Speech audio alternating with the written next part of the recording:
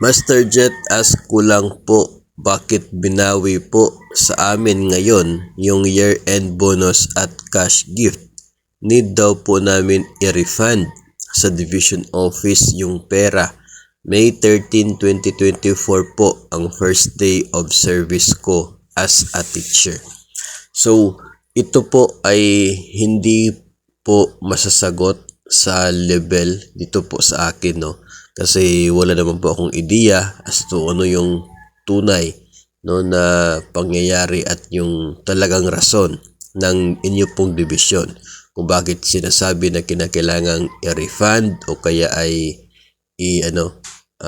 i-cash return yung natanggap ninyo na bonus at cash gift. Siguro po ay makipag-ugnayan sa division office kung ano talaga yung dahilan. Kasi kung May 13, 2024 yung first day of service, covered na po kayo doon sa buo na year-end bonus at cash gift.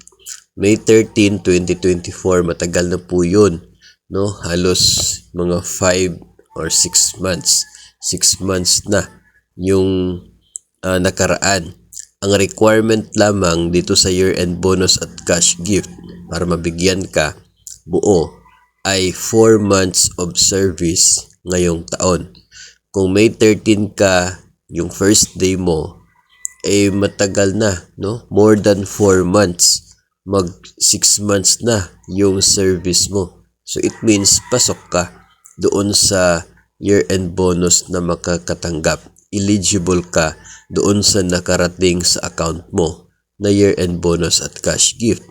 Ngayon, as to bakit pinapabalik ng division ninyo yung bonus, siguro sila po yung makakasagot kung ano yung pong dahilan nila.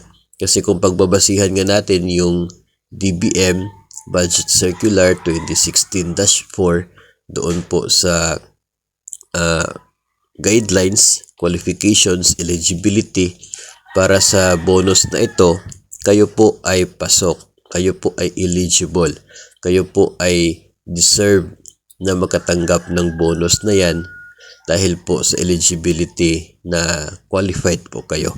So, makipag-ugnayan na lamang po sa division and mas possible po, no, na you check yung mga post and videos po natin dito o kaya ay i-download yung DBM Budget Circular 2016-4 kasi nandoon po talaga naka-state na 4 months of service lang yung requirement para kayo ay eligible dito po sa buo na year-end bonus at cash gift.